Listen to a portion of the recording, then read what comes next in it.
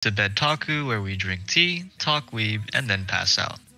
I'm Ya, and today is joining me will be Navid and BedTaku. And today we're going to be talking about relationships, since the month of February just passed, and many people will be having lovey-dovey stories about their Valentine's Day. More specifically, we will be talking about the type of anime relationships we find appealing, and our own personal stories with romance, which we lack with our lonely hearts. Lonely Kokoro Club. So starting off, we're going to be talking about anime relationships that we find appealing and that we ourselves feel like we could have in our own lives, or would like to have at least, because escapism is like that. Escapism is like that. Yeah. Yes. And also, disclaimer, although the month of February has just passed, and it was mostly a romantically relationship-filled month, I will be here as the patron saint of non-romantic relationships as well. Lonely awareness? Not just that, but it's important to establish the fact that, hey, not just romantic relationships are a thing. You can also have the lovely friend zone.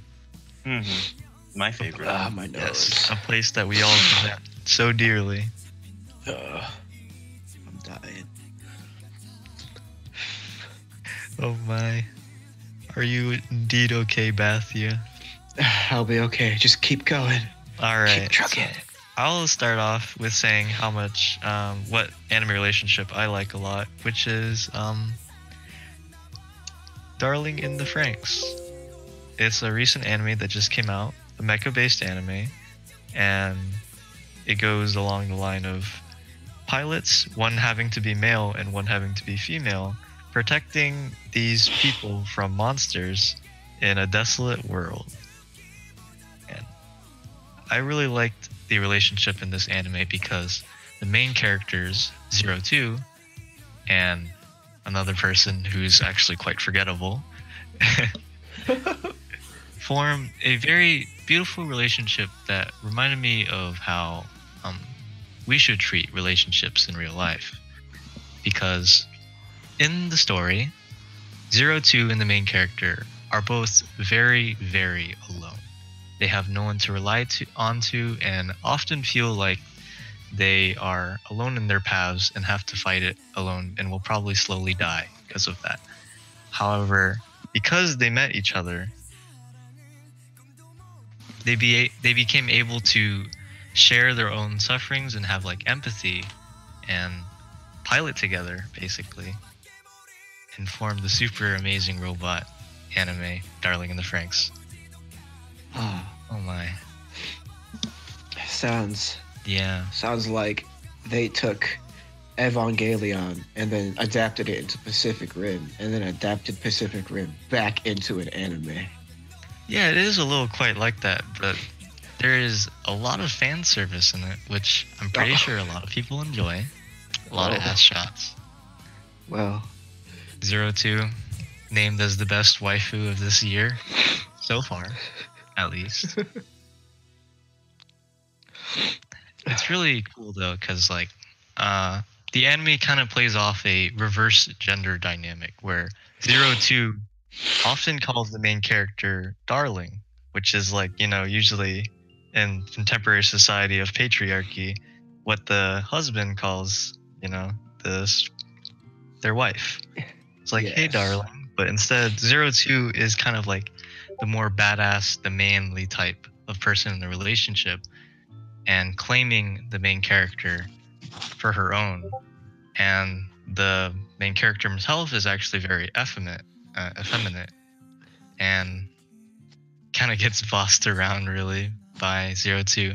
In fact, at the start, it was mostly just when they were piloting 02 completely using up the main character's body. But then they later on got together and formed the bird that has two wings, one wing from each person, and together they can fly together. Wow, such redundancy. right. Anyone? Oh, wait.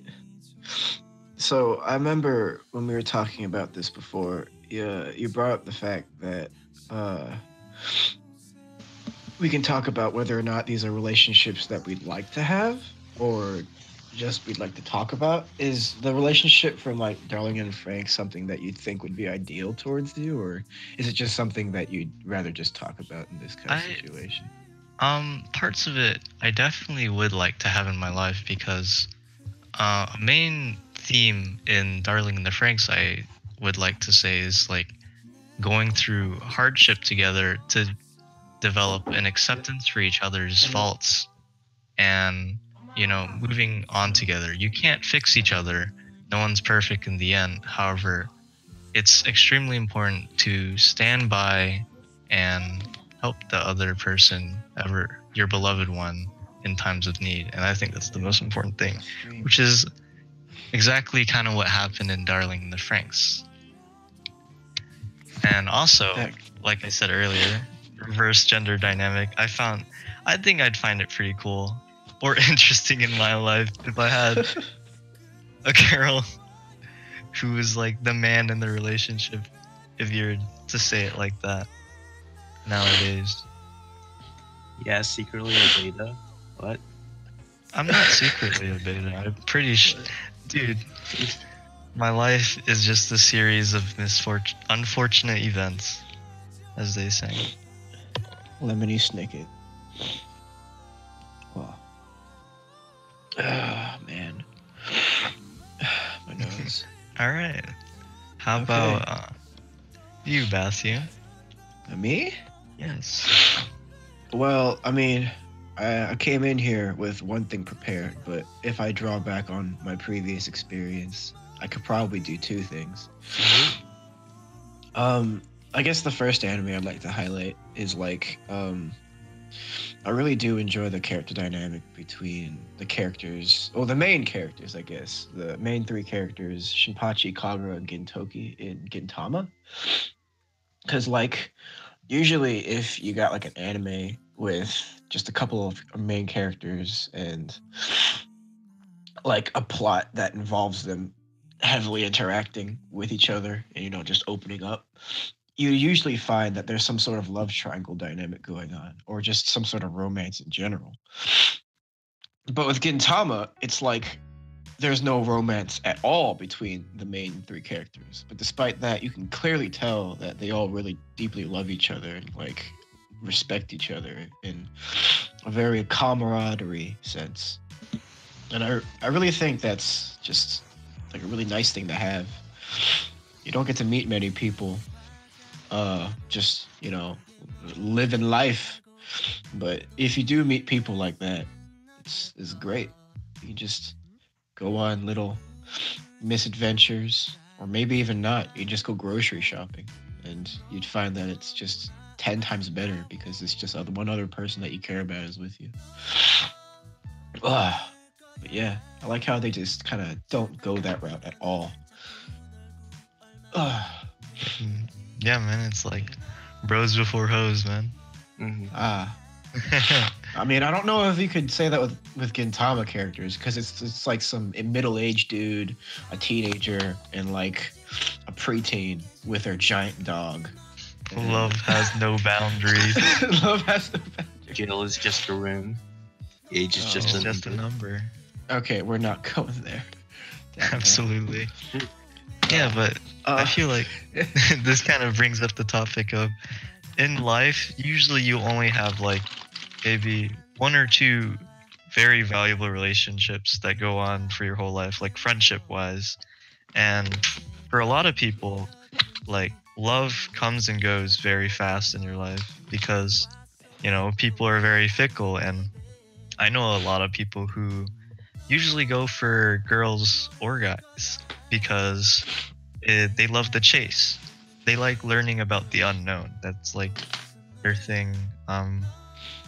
They like to get in relationships because you're trying to learn about this person who's very interesting to you. But like once your curiosity is kind of sated, it develops into this type of lull after the honeymoon phase, and you just kind of tolerate each other's existence and stick in a relationship to maintain the status quo instead of moving on because, you know, it's awkward to just break it up after that. Ooh. But like you said, like sometimes that's not what you need. Like sometimes you meet an interesting person and maybe it is better to just stick it out in the friend zone. And, you know, if you can truly accept each other, sometimes it's not necessary to be in love. Well, So you I can mean, go grocery shopping. so you can go grocery shopping. Like what I meant wasn't necessarily like you don't like pursue romantic interest even though you might feel romantic interest. I was more so thinking like there isn't any romantic interest in the first place, and the relationship does not rely on like mutual attraction in the romantic sense. Like it's not so much as like realizing that you shouldn't pursue a relationship into that that level, and more so just wanting to grow in this specific area because that's all you really feel towards them, and that feeling is, you know, just really genuine as well. Truly, bro. The guys being dudes.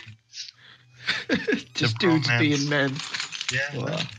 Just the bromance. but It's yeah, definitely like that. yeah, it's just a good time. Let's see. What was this? Oh yeah, the second anime I was going to talk about. I'll make this one a bit shorter because I my thoughts on this are more of like just speculative, more so like definitive. But if we're talking about relationships within anime, uh, another one that's kind of like a mutual relationship that needs to function, kind of like what you said with Darling and the Franks, is soul eaters relationships.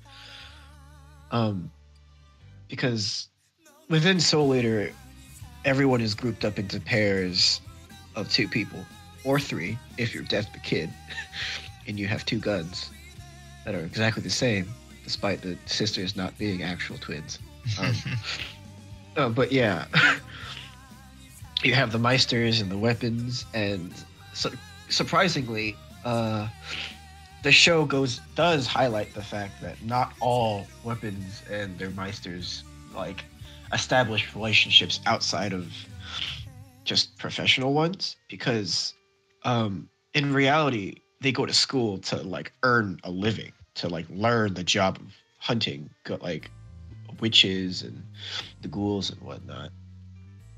So it is like a mutual relationship, but it doesn't always have to be preceded with like romantic interest or anything.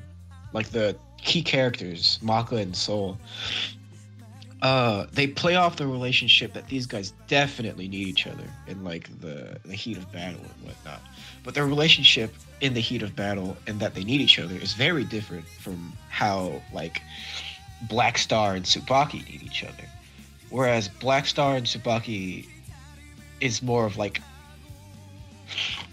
Tsubaki just helping Black Star to find himself, and Black Star being the unconditional support that Tsubaki never really had. I feel like Maka and Soul's relationship is more so that they understand each other at like a very, very like subconscious level, and despite their very strong bickering towards each other, they'll never really go back on that.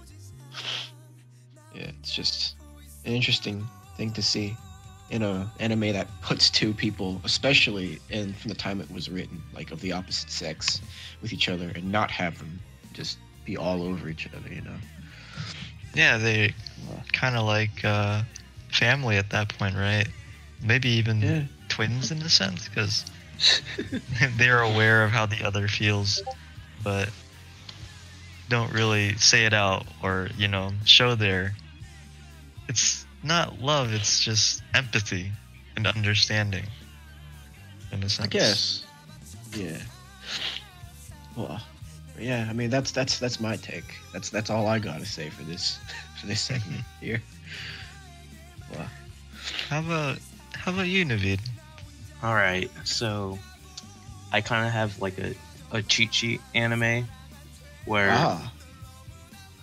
the entire point of the anime is relationships, and I actually watched this one with So it is. Can you guess it? Yeah. Suredure children. Yeah. Suredure. That sounds super familiar. Where have I heard that before? Well, so originally, like what? Each episode is only 10 minutes long. Yeah. But they highlight multiple relationships throughout the anime, and there's actually two I want to talk about. So the first one is one that I feel like I would have, which is there are these two characters that are like a comedy duo, and they're farther along in the relationship compared to the rest of the people. Wait 1 second. Oh. Break time. Everyone sip your teas.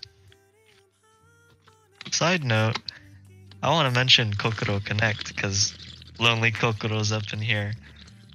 If anyone ever watched Kokoro Connect out there, I remember the beautiful moment where the Inavi, kind of like the female protagonist with black straight hair, was like, I jerked off to the main character. And then the main character's also like, yeah, I jerked off to you too. I felt like a relationship like that is definitely one that something I would probably have in my life. It's very weird and distasteful, but I like that kind of awkwardness. It's pretty funny. Oh, good, Scott. That reminds me. Isn't that just like that interaction, like the whole point of Mysterious Girlfriend X or something like that? Where like she had a premonition that this one dude was gonna be like her first sexual partner or something, and so the whole series is just about them like constantly just flirting with each other over and over again. Have you read Mysterious Girlfriend X? Have not. Okay. Do you know what I'm talking about though? It's like I've heard of it before. All right. Well, it's something. I never finished it. I don't remember why I never finished it, but what a strange read. These kids are in middle school, dang it. Yeah, man. A lot of sexual tension in middle school, really. Oh. It's the time where kids would probably watch porn but are too scared to admit it, kind of thing. Oh yeah, definitely. Like in high school, everyone admits it, but in middle school, people are still discovering that whole part of their personality, and it's just super awkward.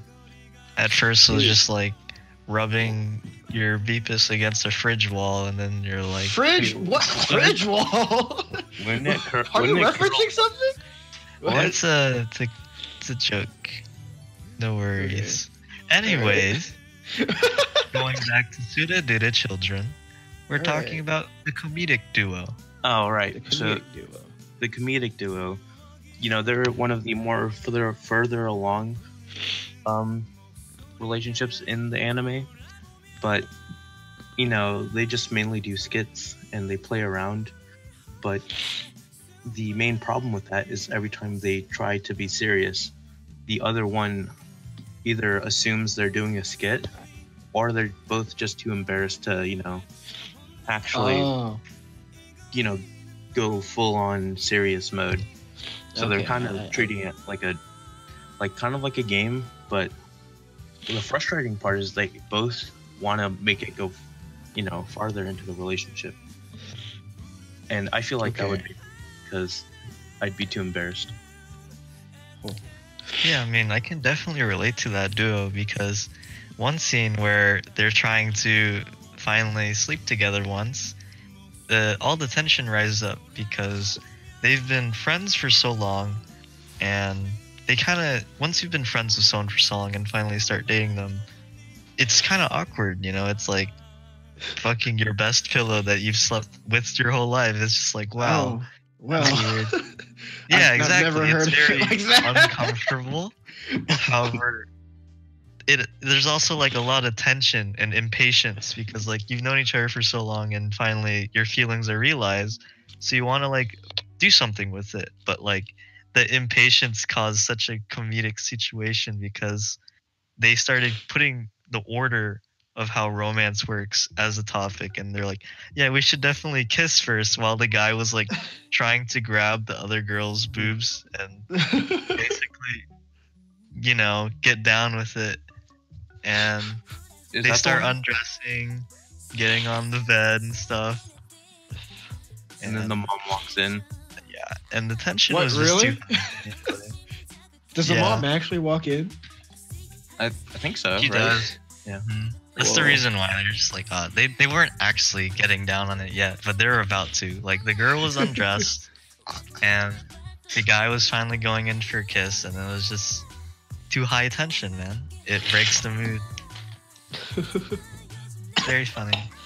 And another relationship from that anime is, it's not even like a relationship. I just feel like it's something that like we all act like. It's the nerd with the green hair, Oh yes, definitely. where he's Right. getting compliments from this one person, but he's like super shy and like geeking out. So it either goes right over his head or he's acting like a doofus. I That's don't know def- this anime. Yeah, that's should definitely watch it. something I can see happening in my life. I actually had an occasion where I was talking about there's definitely no one in my life who's ever fallen in love with me, and someone told me no, there is, and then I told them back like, don't tell me, I'll probably be too dense to ever realize. And to this day, I've never figured out who's the person who liked me, and I was like, what a lovely time. It's quite beautiful. Guys, Um, I made a snail out of all the tissues I've been blowing my nose in. Sorry, continue. Green shell snail. About I don't know. relationships. Are you crying over there, man? Oh, Yeah, no, it's- my nose has been destroying me. since So we beautiful, you know, like relationships and Valentine's Day, the spreading of chocolates, and giving handmade chocolate to the one that you like, an embarrassment. Oh, the cliches. started. They're the so cliches. lovely. Okay, so here's the thing I don't. Okay, never mind. I can't talk about this. We're in a serious romance. No, right no, now. No, completely. Add on. Okay. All right. Well, I'm gonna go off right here on homemade Valentine's chocolates and anime, right? I Yeah. don't. None of it is ever actually homemade. What they do is they just buy store-bought chocolate, they melt it down, and then they don't make the chocolate. They mold the chocolate. That happens sometimes. However, I believe in Nisekoi, they created the batter for the chocolate. Onodera Oh, wait, did at least. They like actually made chocolate. They didn't do like the thing where they just go to the store and melt down a bunch Yeah. of chocolate. And, oh, well, They finally. actually made- Dang. Yeah. But I do Jeez. understand what you're talking about. I'm like, what? None of you made this chocolate. It's not homemade. It's home molded at this point. If I were to make a sandwich, right? Yeah. But like, I bought the thing from Subway. I'm like, hey man, I made this sandwich at home. Like, I made it just for you. They'll be like, wow, it just tastes like one of those. What is it? The Asian teriyaki chicken sandwich at Subway. It's like, yeah. Just like mom used to make them. Well, in anime, don't they, instead of doing chocolates, they make, what are they, bento boxes for other? No. People. That is chocolates. They make them. They either buy I mean, we're- chocolate for friends or We're talking they, specifically about Valentine's Day, I think. yeah. Oh, Yeah. okay. You heard it here now though. Subway sandwiches are like relationships. Definitely. It's oh, Subway sandwiches are like relationships. Ooh. Yeah. I wanted to talk about a theme in anime that I found. Oh no, it wasn't anime. I'm losing my It train wasn't of thought. anime. Uh-oh. Might have been a light novel. Anyways, It might have oh, been light novel.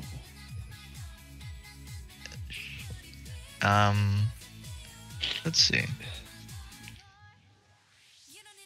Shigatsu wa Kimi no Uso, which was set in middle school, which I felt was very fitting. The premise is basically someone going through trauma and then another person overstepping their grounds, actually being quite selfish for her own actions.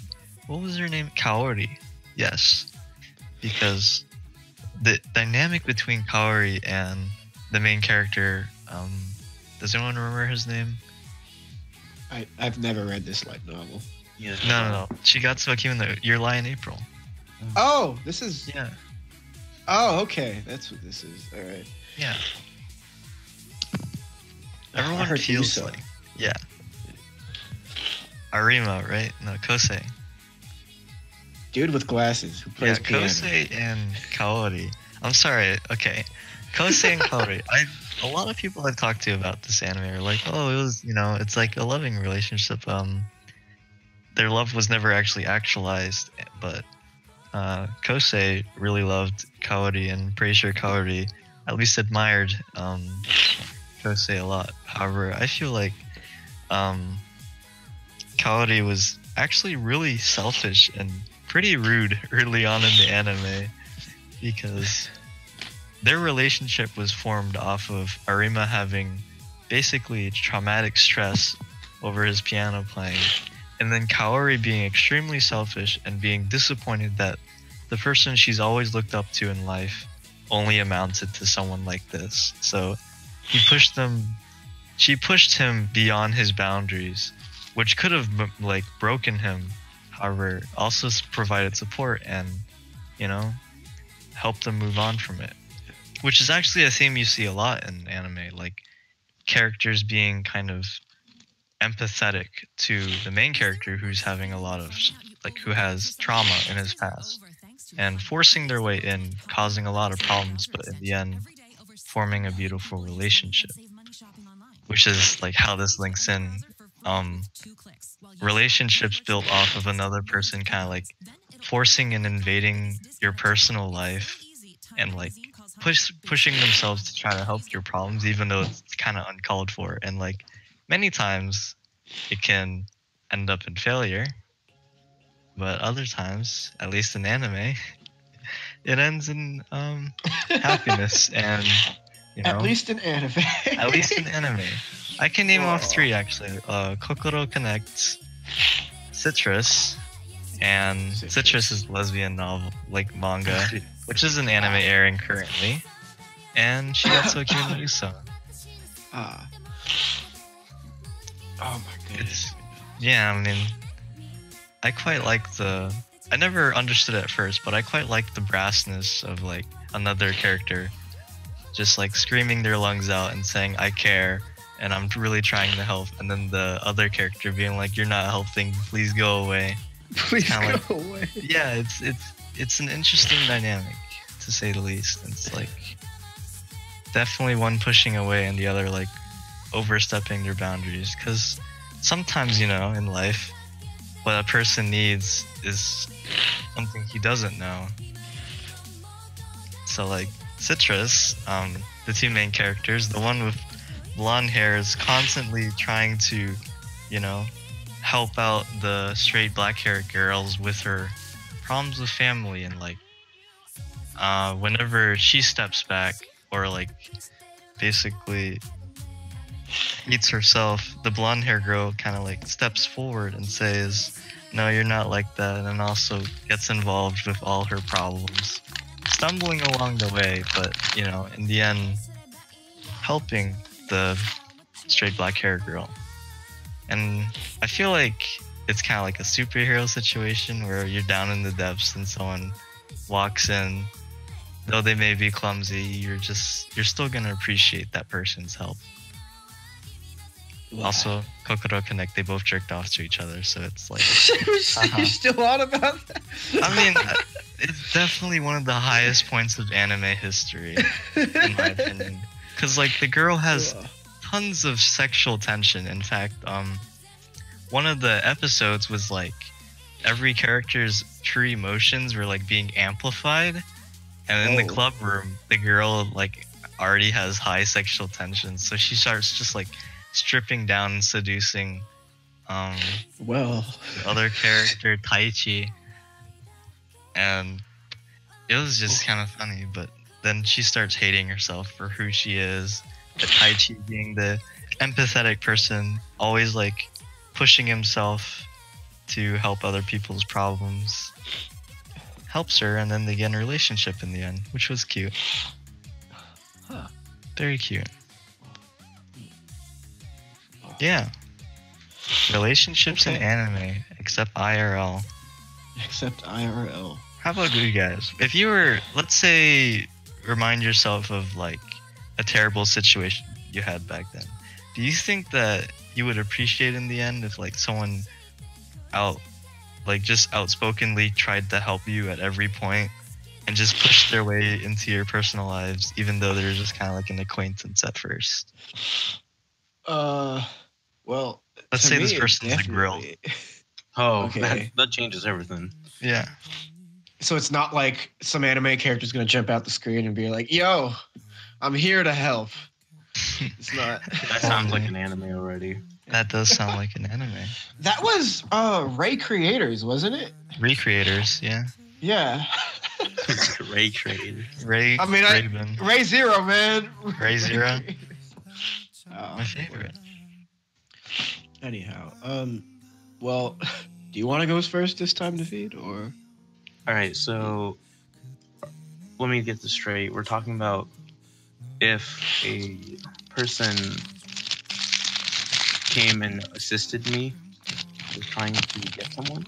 Yeah, like Or- let's say you're on a really bad part of time in your life. Like remember one of those moments where you're really down and like you're feeling nothing's kind of going your way and you hate everyone basically, kind of lashing out. What if this one person like super empathetic and tried to help you and understand your problems and just like let you lean on their shoulder, but like kind of stumbled along the way and caused more problems for you as well? Would you still kind of appreciate that type of person? Well, I would most definitely appreciate that person. If not during the time, I would appreciate it afterwards. But it's kind of hard for me because, like, I don't want to sound like I've had no struggles, but I don't think there was a really big time where I was lashing out at people. There's definitely been times where, you know, I'm trying to get my romance on, and then get shot down every turn. But other than that, yeah, I'd appreciate it. I'd probably end up falling for them if I'm being real. Or like let it be known. If someone talks to me, I'll end up falling for them because lack of exposure. Top 10. Top 10 Top 10. anime betrayals. Oh. Like we were talking about this earlier. If we were all to be anime characters, I'd definitely be that anime character whose main purpose is to, you know, like get laid, but never ends up getting laid, and he's just the supporting character for the main character who ends up having a harem. He's the best friend archetype. Yeah, I'm the best friend archetype. Oh man, did you ever see that? Or before I get to mine, did you ever see that? I forgot what anime this was. I think it was Gamers or something. It was about like there was that one part where the dude he gets like a dating sim and he plays it with one of his friends from the club or something. And the whole time they're like picking the most optimal route to get like the best ending. And then at the end they're just like, something feels weird. And it's like, what? He's like, well, we ended up so happy, but our best friend didn't get anything. Oh, let's get And there's like- Kanshoujo. And they're just like, wait a minute. Our best friend was helping us out at every turn. They're always there to pick up the slack. They always consider your feelings. Who's the main character secretly trying to in love with you? And Yeah. they couldn't admit it because you were pining for other people. And then they just like kind of break that. And they create the yaoi ending, the special hidden yaoi ending where the best friend and the main character get married, Oh or at least they man. fall in love. Oh man, Oh, that was just that was hilarious. What was I gonna talk about? Oh, okay, wait, I remember. Okay. If someone just were like, hey, I'm gonna help you, like over and over again, basically. Well, I mean that's never really happened to me, so I can't really draw upon anecdotal evidence. But I think definitely in the beginning it'd be super confusing. Like, I barely know this person, but like, why are they here? Just like at every single turn, being, hey, I'm offering support. So in the beginning, I feel like I'd definitely be more confused than infuriated or happy. I rarely feel infuriated towards things, I feel. Mostly because I'm running on so little sleep. But I feel like the process will definitely be rocky. Like, the frustration of trying to change oneself and the fact that it's not coming from you, it's coming from someone else's intentions.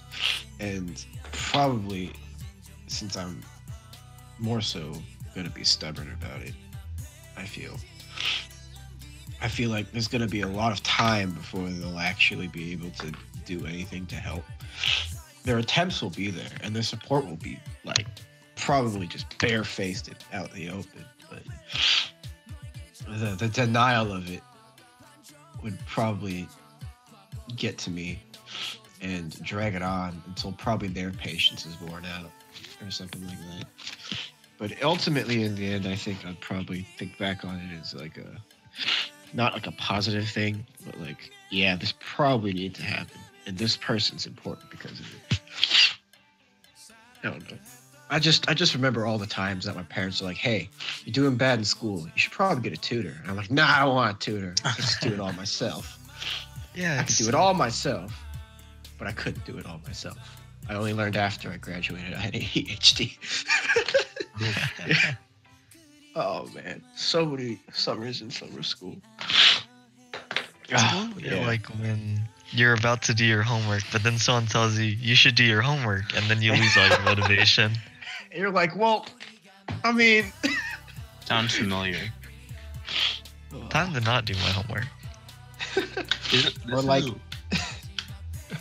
This is why we started this is why we started the podcast. Actually, I remember the conversation. I'm pretty sure, yeah, I was supposed to do homework, but instead of doing homework, we were talking about doing a podcast.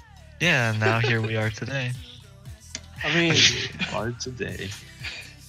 we on the previous test stream, it was basically just like that. Like, we were like, all right, we can do a stream, and then Hyunbin comes in, he's like, let's do it now. We're like, what? No, I don't want to do it now. What are you talking about? I want to do a podcast. I want to do a podcast. I feel like we're not even talking about romance at this point. No, it's okay. It's just they're tangents. Mm-hmm. Put like the 15th underline underneath the bullet points or something. Should we move on to the second question at all, or definitely, probably. I mean, I'm out of things to say. All right. All right. Let me just ask one thing before we move on to question number 2. Sure. So I answered what I would be in the romance anime. Do you guys see yourself in a romance anime? Like, what role would you play? Would you be main character? Would you be the oblivious one? I'd wish to be like that aloof character that like gives you mysterious aid and knows everything, but isn't really explained at all. But if I'm to be truly honest with you, I feel like I'd be a dense character that isn't aware of what's going on at all whenever it comes to romance.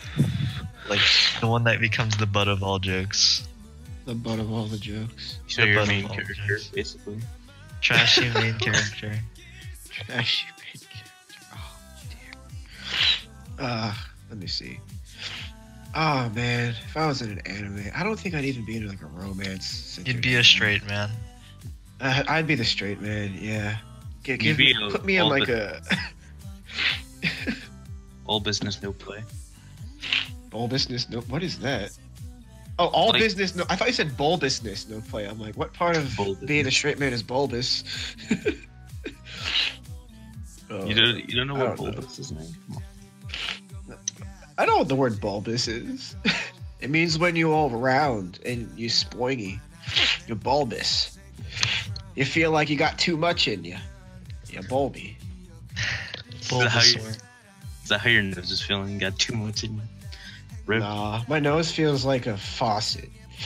I broke the handle off, and now nothing's stopping it. Oh. That is unfortunate. Oh, I've been using the same tired rag to clean my nose over and over. It's not even paper anymore. It's just like a paper mache animal that I just keep not letting dry. This is so bad. It's just like a Next- abusive relationship, you might say. Oh dang. Yeah, Brought it back. gotta connect it somewhere. Anyways, moving back on to the topic. The second question I will remind is any luck we have in romance in our lives, or perhaps even a story with slight romantic elements to it, because here at the BedTaku, we are all lonely hearts. Lonely Kokoro Club. Wow. Very long, man. Absolutely. You guys got... Oh, okay, I guess I'll go first, because I don't have much to say. We'll go shortest first in this situation. Alright, so, I don't have much of any romantic life, or a love life at all. I spend my Fridays and my afternoons having a blast playing video games and drawing comics.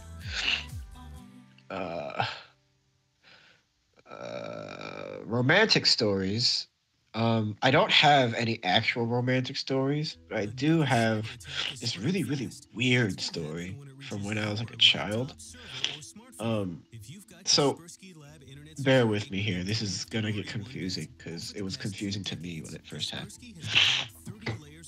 So when I was a kid, my parents had their friend group, and subsequently, because they're friends with each other, their kids are friends with each other, right? So there's this huge community, or more so friend group of families, and I was just part of it, and I hung out with the kids, and some of them were great friends.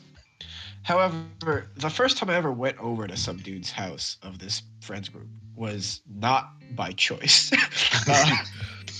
I was like a really young kid, and I fell asleep everywhere, as young kids do.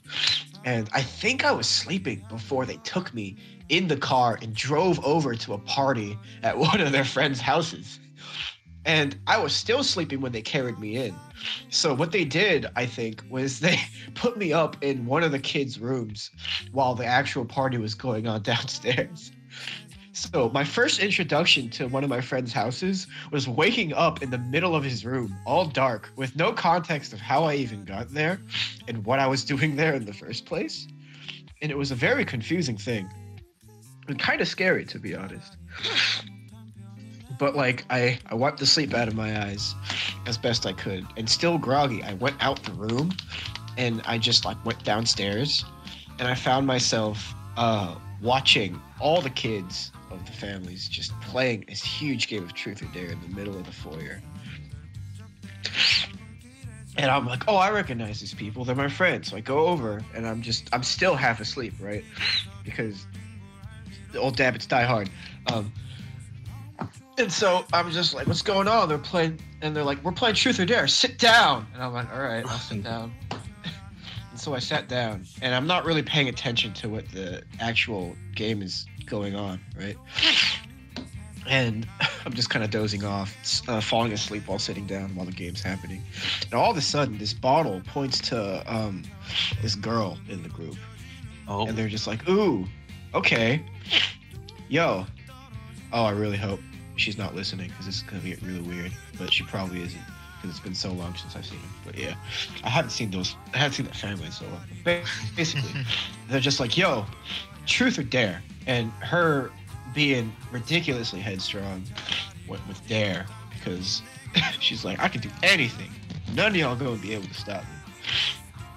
And so they're just like, okay, I dare you to kiss Matthew right over there, straight on the lips. And before she even finished her sentence, the girl grabbed my face and smashed her lips up against mine while I'm still half asleep and just smooched me for like 2 seconds straight.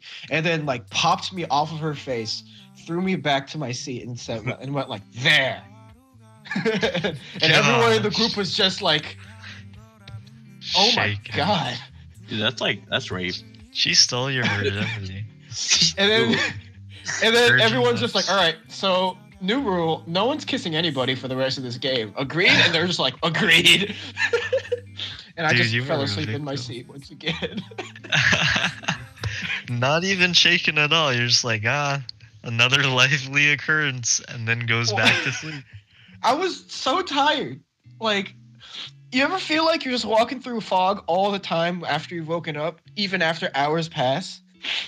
Yeah, I do. Well, it's basically that. Like, I could get hit by a truck and probably nothing would faze me except the fact that I had broken bones in the morning. But I mean, I was so out of it. Jeez. Dude, that's kind of crazy though, man. You got your lips stolen. I mean, like, yeah, but man, that changes. That was so weird. Like, it happened in JoJo. Like, that girl got her lips stolen. I'm like, oh yeah, by Dio. Yeah. He just got reverse DO'd. Reverse DO'd? That sounds like a technique. Reverse DO'd. Dude, I invented a wedgie with the same friend group, and they used it on me, man. You want to speak about stolen techniques? Anime betrayal. Top 10 anime betrayals. Absolutely. Top 5. Oh. Well, yeah, that's my story. That's one of them, I guess. There's not much to tell, honestly. Dang. I guess, she was so strong too. Jeez.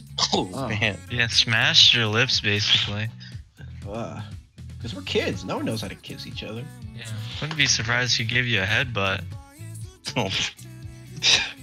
I mean, that's a pretty common thing for her, I guess. Back when she was a kid. So. Did it wake you up at least? No, he went back to sleep immediately. I was still dozing off in my seat. I'm like, what just happened? Just went back straight into it. But yeah, that's mine. All right, how about you, Navid? All right, I got buckle up. This is buckle up. This is a somewhat long, kind of cringy story. Okay. All right, just look around, make sure there's no one next to me. Bro, right. Cringy. We're on a podcast called BedTaku. Hey, man. Hell yeah. This is gonna pop off in like 2 years. Okay. All right. So for the sake of privacy, I guess, not like it matters. I'll call this person Banana. Banana. Right? Okay. So there's this person named Banana, right? And they're sitting down after school. Let me give you some backstory, all right? Okay. So when I was in high school, you know, like 10th grade, 11th grade, 12th grade, I would walk home. But, you know, instead of being like a normal kid and walk home straight after the bell rings for 4th or 8th period, I would stay after school and, you know, just hang out with a couple of friends. And I'd usually leave once my last friend left. And the huge, you know, just still hanging out. Bless you. Bless. Keep going. Leave me to die. Is this story touching you? You got a dying man. Is this so beautiful? You're just. So, anyways. Papa bless. You get there, man? Oh. All right, so. Oh my. Mute me and go. Wait, what a. God. You have to mute yourself. Experiencing technical difficulties. All right. Okay. So I'm in 12th grade. So this is around like 2 years ago. And there is this person named Banana, oh, like, sitting against the wall. All my friends have already left. And I recognize this person, Banana, because I've seen my super, like, weird friends talk to her. Like extra, like, I have some pretty weird friends, but this guy's, like, super weird. And then so I was like, maybe this person, is cool to talk to. So this was like one of the boldest things I've ever done. And then it got shattered. But anyways, I sat down next to the person, but not like within like a social range, right? So like not within like three feet, just I sat like a solid like 7 feet away. Just Nice. like almost like as if weren't like associated with each other. All right. And then I said hello, right? And at the time, I didn't realize she was wearing headphones. So I thought I was just getting straight up ignored. So then I did the thing where I like talked to myself. I was like, hello. I was like, all right, I guess you're not talking to me. Cool. And then I looked down on my phone, and then I think at that time she realizes I was talking to her. So I see her take out her headphones, and then she says hello, and then I guess we start talking. And this is around prom season, so I'm trying to get me a smooth one. And then we started talking about where we're gonna go after high school and stuff.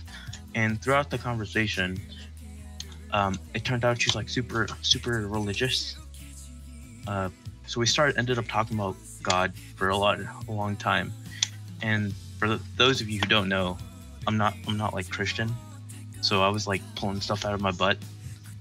And instead of just straight up being like, "Oh yeah, I'm not Christian," I was bluffing my way, which is it's pretty dumb.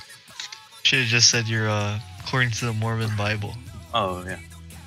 Well, I'm not trying to attract no Mormon person.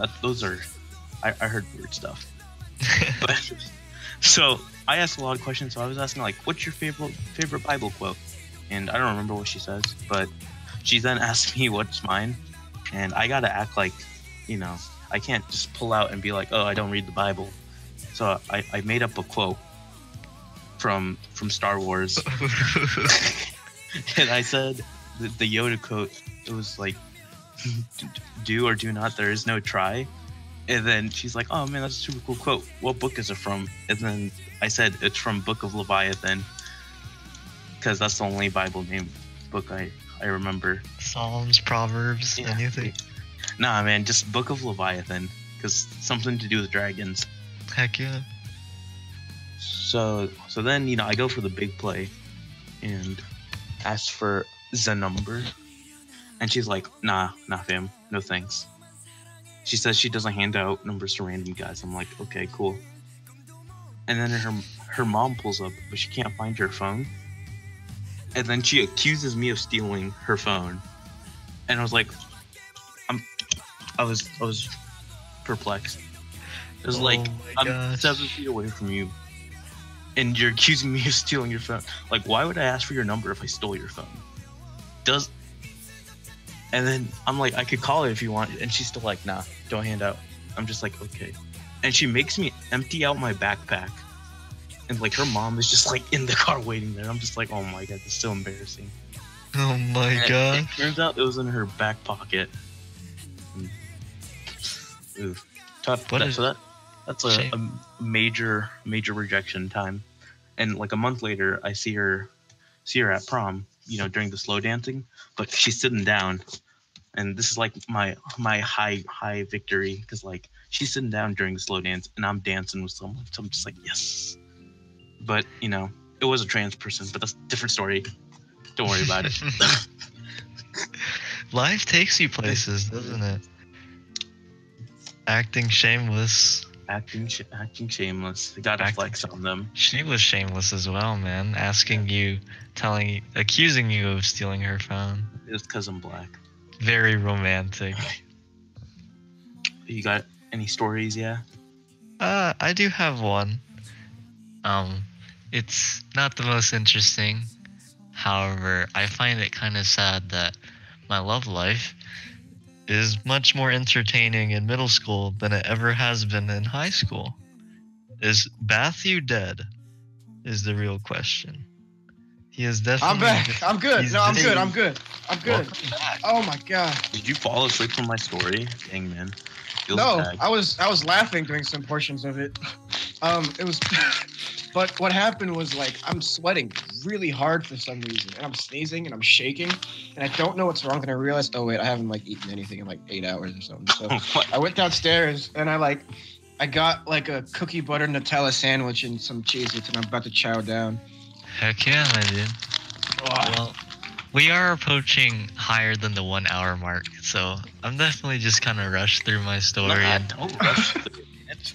It's No, just say it, man. all right, let's say it.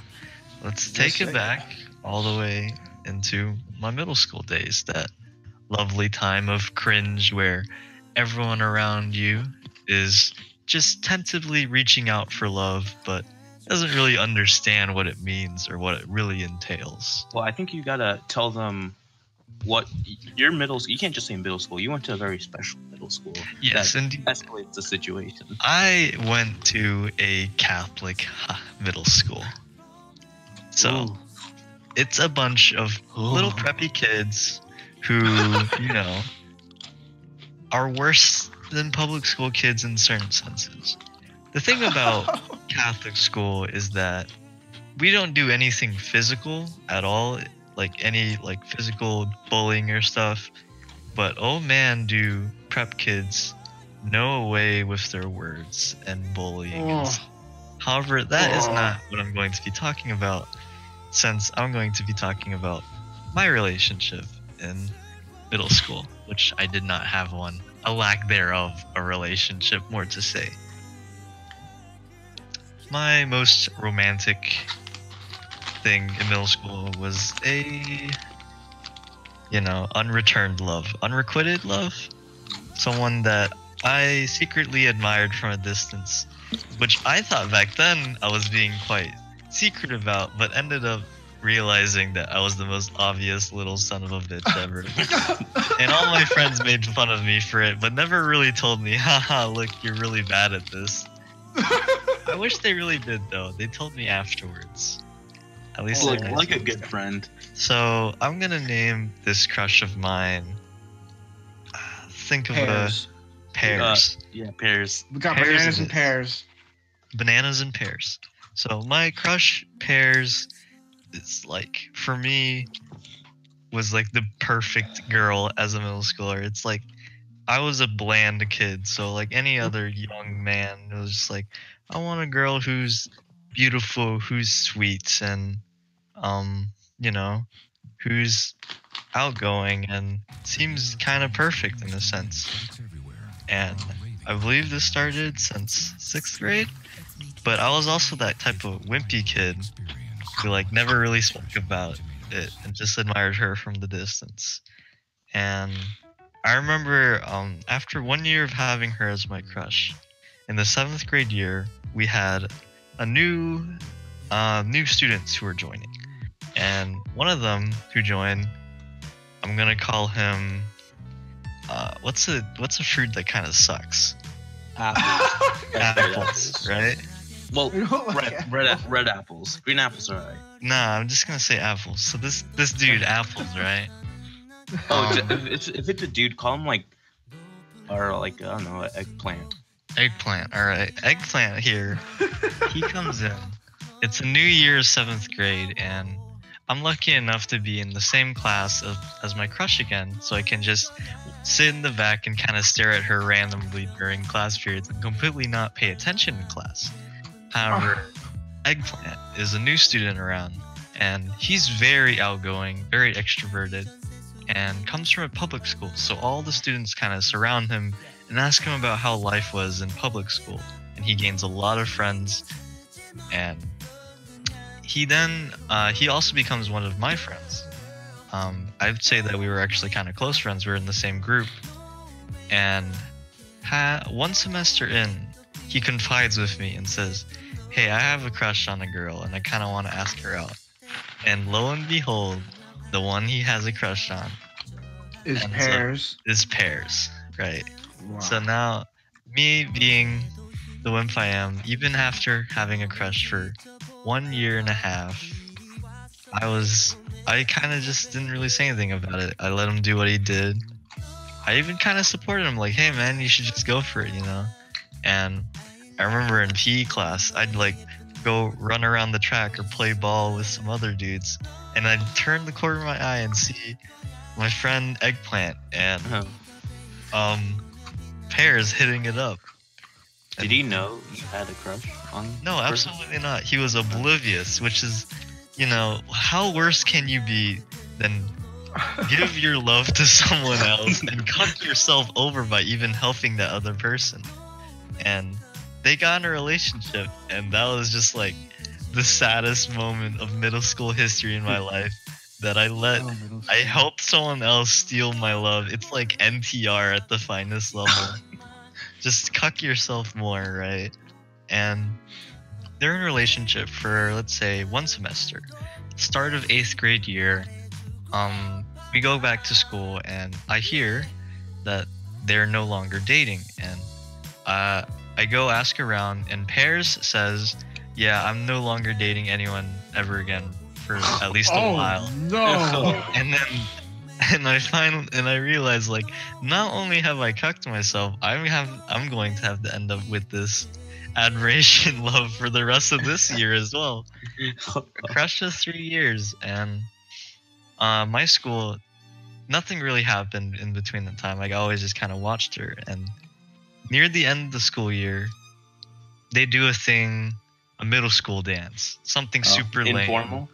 No, it's formal. Something People are super wearing lame. suits. It's really lame, honestly. And like there's the actually prom. 2 dances. One of them is kind of like family dance, where all the parents bring their kids to, and like you just jam out on the dance floor, and there's stalls, right? Mhm. And let's start at the family dance, because that's what came first. I was chosen to help out, and she was also chosen to help out. And honestly, what we did, we just set up. It was not very romantic, but you know, as a middle schooler, I find it's still a heart-fluttering moment to, you know, set up a party, standing next to the person you really like, and just doing small talk every once in a while. But once the party started, I kind of got like tired from the atmosphere, and I worked the stalls for like 3 hours straight. And when the last song came along, my crush came over to the stalls and was like, hey, you've been working here this whole time. You should like dance 1 song at least. Mhm. And I still remember it was the song like, ain't no river wide enough, ain't no mountain. Okay. Yeah, that was this last song, right? And she pulled me out to the dance floor. I think she grabbed my hand then. That was kind of cute. But it was just very loosely. And I was like, we were singing along to the song on the dance floor, and kind of just like dancing and making a fool of. I was making a fool of myself. I don't know what was happening. I was still super tired from talking to people and trying to sell stuff. Yeah, gets it right here. Super tired, man. Yeah, I didn't. It never ends. Yeah, I actually didn't want to dance at that moment. Like, I was like, yeah, sure, you're my crush, but I'm super tired too. But I felt like I should at least be a good sport and dance and sing. And plus, the song was really hype. And yeah, and so that was like I said, my life is very unromantic. That's the most that could happen in middle school. Then comes the next dance, the last dance. It's like basically the prom of middle school, right? Kids are coming in their suits and stuff, and there's slow dance songs and everything. And slow dance. I remember there's exactly like 7 slow dances, and when you enter into the dance floor, whenever there's a slow dance, everyone like asks for a partner to dance with, right?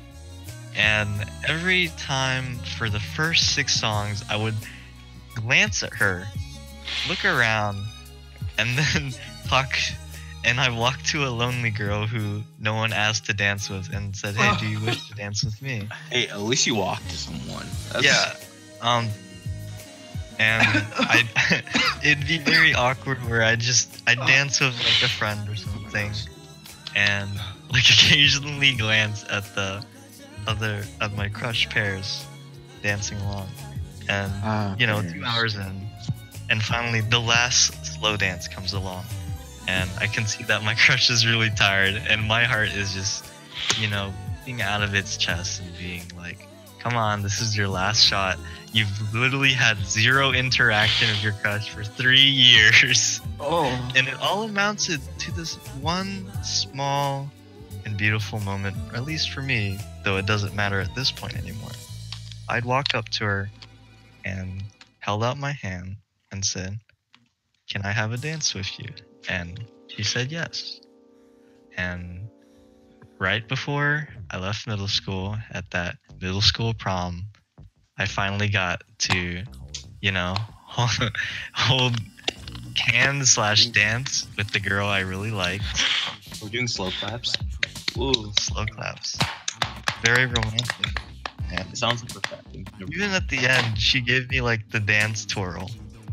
Oh, the dance twirl? She twirled you? Wait, no, like where the one where she like just the top spin thing? Yeah, and it was really cool. I remember it really clearly because at that day she was wearing makeup and she seemed really mature for her age because of the makeup, like much older than she looked.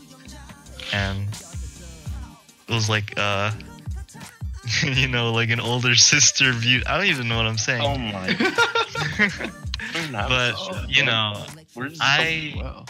I was like building up my courage after giving she giving that twirl. I was like, all right, you know what? Time to be a dumbass and confess your love of 3 years right when middle school is about to end, because you might as well do something for once in your life.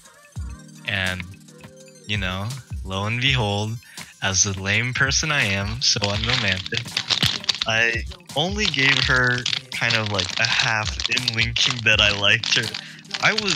Later on, I realized that she was 100% aware that I liked her a lot. In fact, she might have even known for 2 years even that I've liked her.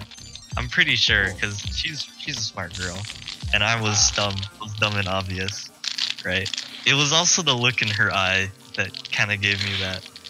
But I was just like, so cheesy. I was like, your eyes are the most beautiful thing. It came along the lines of that. I don't even remember. It was too cringe. I don't wish to say it at this point either. It's middle school. It's middle school. It was some metaphorical, analogy of her eyes, which were kind of like green, like emeralds. I think it was something like that. And that was kind of like the last thing that I remember saying to her. Besides the after party. And her smiling and giving that all-knowing smile, like, haha, thanks. And me realizing, like, haha, my life sucks as I walk away. And, I remember that was the end of my 3-year-long crush. It kind of stopped after that. I still liked her, but after that I was just like, yeah, it's cool if we're just friends. Oh yeah, I forgot one more thing. After that dance, there were still a few days, and a lot of people wanted to do after parties and pull each other to each other's houses, right? I got invited to my crush's house, but this is kind of like after I gave up 3 years long. But now my best friend of like 4 years is digging this girl that I used to like as well, right? So like I've ended up helping 2 different people me. And the saddest part is no one ever, my best friends are always the people that never realized that I like this girl, but everyone else knows that I like this girl. Oh. So my best friend, he's like this hot playboy Mexican dude, right? Whoa. He's pretty swole. He has like a deep voice and stuff. He's very manly. And he's a Gaston. Yeah, a friend group, including me, got invited to her house to, just hang out, watch movies, and like make cookies and stuff, because that's what middle schoolers do apparently. They make And cookies. I got to basically visit her house, and we were watching Jurassic Park, right? And I remember I ended up sitting next to my crush, which I was like, huh, I like how my love life is getting better after I gave it up. And, the little feelings are still there. Like, I still really liked her as a person. And then my best friend's like, hey, you want to trade spots? And let me tell you the situation, right? There's two sofas, but they're like 5 feet apart from each other. And he's at the other sofa, sitting with another girl, and I'm at the main sofa that has seated like 4 different people, and I'm sitting next to my crush. And then my best friend's like, hey, you want to switch spots so I can talk to her? And then I was just like, weak-willed person was just like, yeah, sure, man, you should go for it, talk to her. And we switched spots, and I remember moving super awkward, just like standing up and walking like 5 feet to switch spots with him. Everyone could tell what's going on, and I sat down to the girl that my best friend was sitting next to, and she just kind of gave me that all-knowing look, like, sad boy. Oh, how pitiful I was as a middle schooler, and still am today. And I'd say that was kind of the last time, or at least the last memory I have of my middle school crush. She was a really cool girl, though. She's very down to earth. She flipped people off. It was funny. Yeah, I remember I watched her flip her brother off, and I was like, yeah, I can see why I really like this girl. But that's my story, man. That dragged out for like 20 minutes. Oh, man. No, I guys enjoyed my Good story. very unromantic middle school story. And, for all of you guys who are watching the stream, which is likely no one, and Well, you got Joseph and Hunbit. Yeah. yeah, and for the people in the future who do hear this, just remember, yeah, we're terrible people. At least I am. Well, So, going off of that, you haven't had a crush since, or? oh, do you really want to hear me talk more about my romance life? Yes. All right then. So we're gonna talk about my even less romantic high school life, where I don't even dance with girls or hold hands with anyone anymore.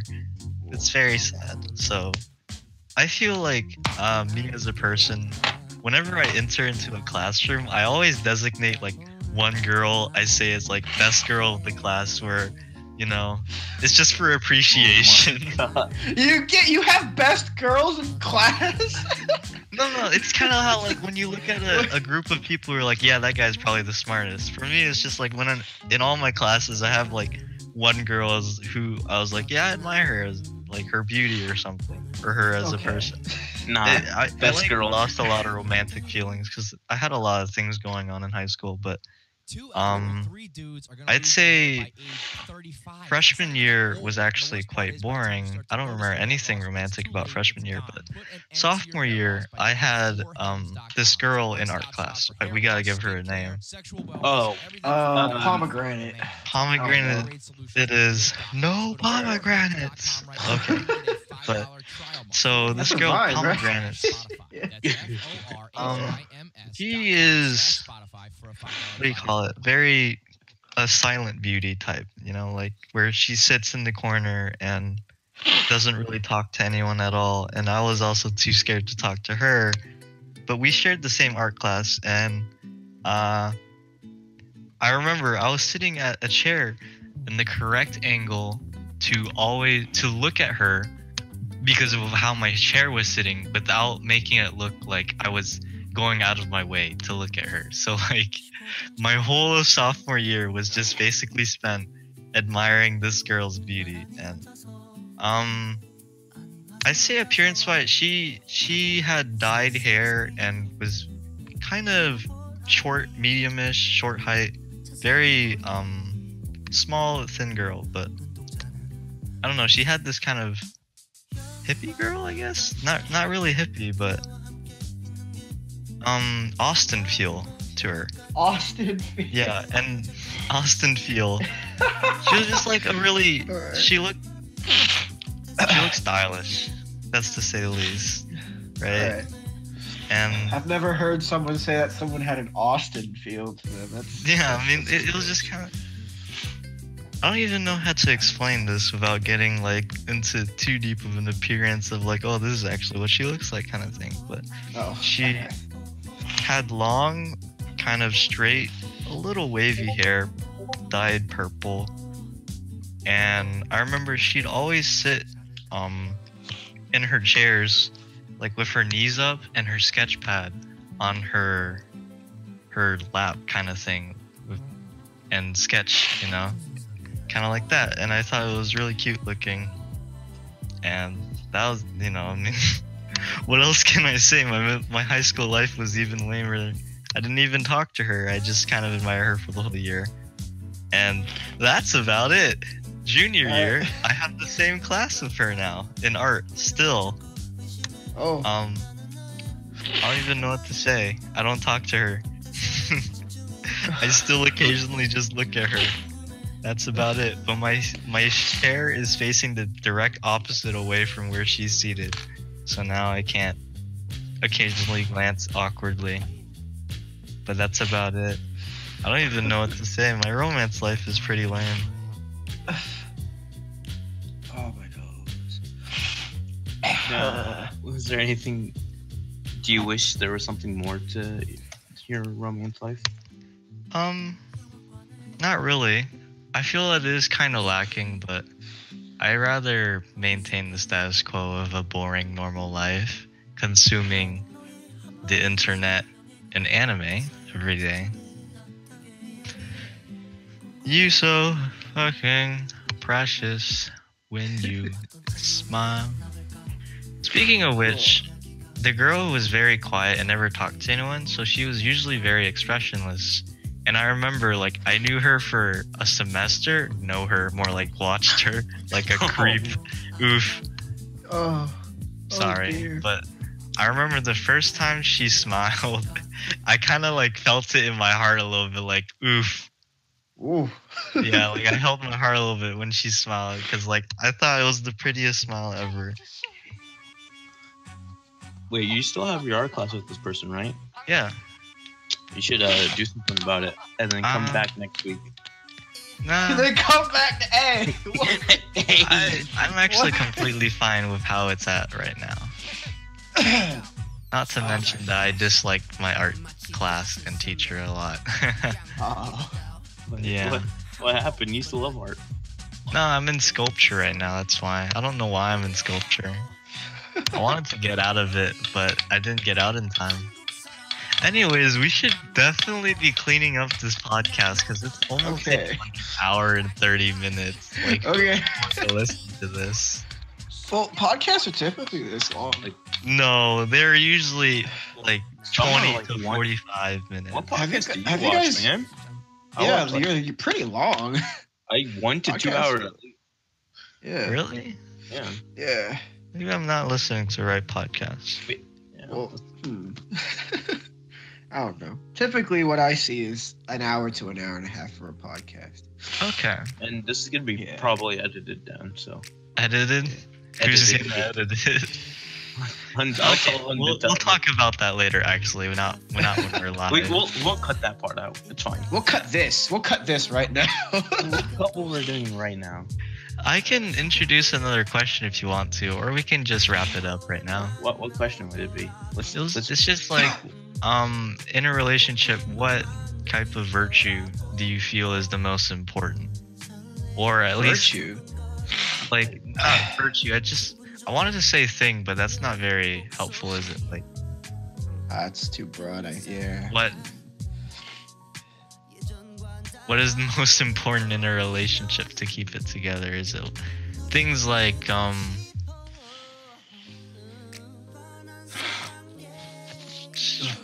don't even know what I'm saying anymore.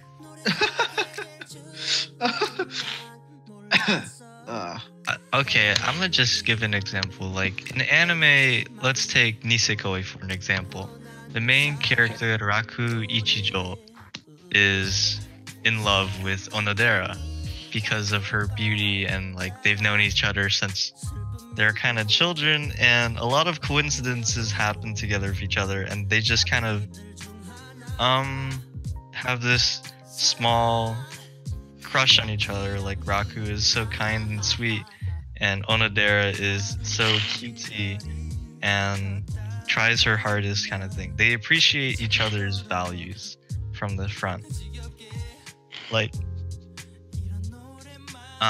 there's love built off of that, and then there's also love that's kind of like built off of sorrows. Like you both experienced a terrible event and you come out stronger together or something like that.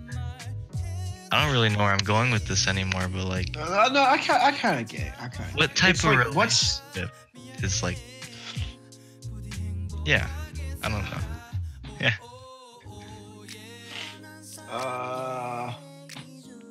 Well, wow, this is. And I think you brought something like this up last time we were talking, but I don't think I had an answer for that last time. If I did, I don't remember it. All of my memories came out with the snot, and none of them are coming back up.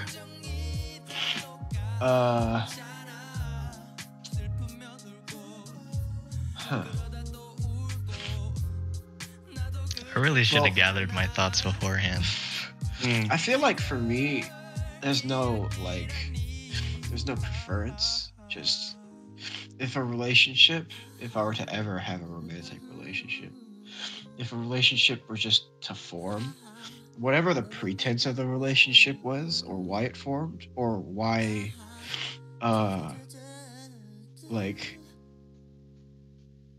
we are kept together, is not as important, I think, in the long run. Because, like, if you think about some of your closest friends, I can't remember, honestly, when the first time I met them was, or what it was that spurred me to hang out with this person. All I know now is that, hey, I really enjoy being with this person. So I feel like for a romantic relationship, it'd be kind of the same. After a while, you just forget what the initial thing was, and you just go for the person. Ugh. Okay. My answer was that I don't have an answer, basically. Well, I think I understand what you're going at with this. Oh.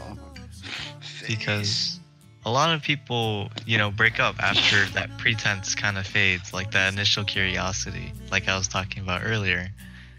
Or a relationship continues when, the pretense fades away, but you still love a person because of who they are. And you just want to be with that person and, experience life with them with that shared perspective. Yeah, I guess that's how it feels to me. Oh. We got any other answers? Oh. I'm gonna be honest with you. Can you repeat the question real quick? Yeah, we don't even know what the question's about at this point. Like, very unorganized, messy. We're just rambling at this point. Very fun Oh my stuff. goodness. Should we- What time is it? It's 12. Just did 12. you just want to go with the forefront, the last question, the question? Sure, let's go with the for fun question. Or do you mean you have one lined up? No, it's the choose 3 waifus to be in your harem. Ah, yes. Choose 3 wife. Well, Oh. I guess I should start Mm-hmm. because one of them is my phone background currently, which is Kato Megumi. She's from Sainai no Hero and How to Raise a Boring Girlfriend. And if any of you guys know that show out there, Kato Megumi is the main heroine, the boring girlfriend basically, who has a lot of flat expressions, but you know, um, gets surprisingly emotional at times, and she's the epitome of gap moe to say, and she's also one of the super loyal characters where she tries to work out things with the person despite all the problems, and you know, even when the person she loves makes so many problems for her, you know, she still stands with him even when she doesn't want to. Like, in her heart, she just gives up and ends up, you know, going along and helping the main character and staying with him. Second person in my harem, I guess, best girl Onodera, man. I mean, Onodera is like, for me, when I first watched it, I wasn't very intimate with all the cliches of anime and got tired of watching them. So Onodera was like that super classic, super cutesy girl who, you know, you just wanted to protect and had. She was just super cute. I liked her a lot. She was waifu for a while, so that'd be my second. And honestly, for third, I don't even. I guess. Huh. I'm drawing a blank when it comes to third. I'd say Inabi from Kokoro Connect, because she seems like a very real person. I don't know how to explain it. I really liked her character archetype. She's the person who jerked off to the main character. I was about to ask, is that the same person? Yeah. I like her a lot. She's very easily embarrassed, but like has a lot of sexual tension as well, so it ends up in a lot of awkward situations. And she's very self-derisive, kind of like me, always judging herself, doesn't like who she is as a person. But she also has a lot of moe factors, and I like her voice. It's weird to say. I like her voice a lot. So those are my three waifus. I guess you can like a voice if you just like parts of people. A voice can be a part of it too. Yeah. Oh my goodness. Alright. Do you want to go next, Navid, or do you want me to go? I'm gonna be honest. I didn't have an answer for this. Just choose three girls. I'm blanking on characters. Haikyuu's director, manager, girl. Oh, I thought you were just gonna say choose from haiku people. No. Let's bond it. Oh, There's man. 3 guys in your harem. All right, let me check my anime list. Alrighty. Not I'll that go in the meantime, I guess. Yeah. Matthew, you go ahead. I never thought about this before, but I'm gonna just wing it right now. First, for the anime harem, we're talking Takumi Fujiwara's Panda Torino AE86 Toyota Corolla. My goodness, mecha tuned. Carbon fiber hood, with an 4A GE engine, rev up to 11,000 RPMs. Good Scott, what a beauty. Holy, that's kind of high. Yeah, that's actually really high. That's like a big thing in the show. They're just like, it can rev up to what? 11,000? Wait, what? A V8 engine? No. It's a 4A GE. Or it's like a rally, rally in the motorsport where they're just like racing in the middle of the dirt. It's one of those engines, so it's meant to be like ridiculously powerful in a light car, which the car is. It's a light car. Yeah. Panda. So Panda. first to my harem is that. Oh, I'm dying. Oh my goodness. Okay, second to the harem, I think, would have to be. What just happened? I hit my mic. Okay. Well, anyway, second to the harem, has got to be Sun Wukong. Yeah. Let's get a mythical deity in there. Let's get some Sun Wukong. Monkey King himself. 72,000 transformations. Made out of stone, born from rock. King of the monkeys. Ascended to godhood after being after traveling all the way to the east of India to gather the sacred scrolls. My man, the Monkey King. We're going with Sun Wukong. Heck yeah. Yes. Oh my goodness. And third, all right, so I'm gonna count SpongeBob SquarePants as an anime, and I'm gonna say SpongeBob SquarePants spatula. Oh, Oh, All right. So Oh, and I really think I'm good. getting a phone. I'm getting a phone call, so I'm gonna just put you on mute real quick. okay. So I guess it's down to me. yeah.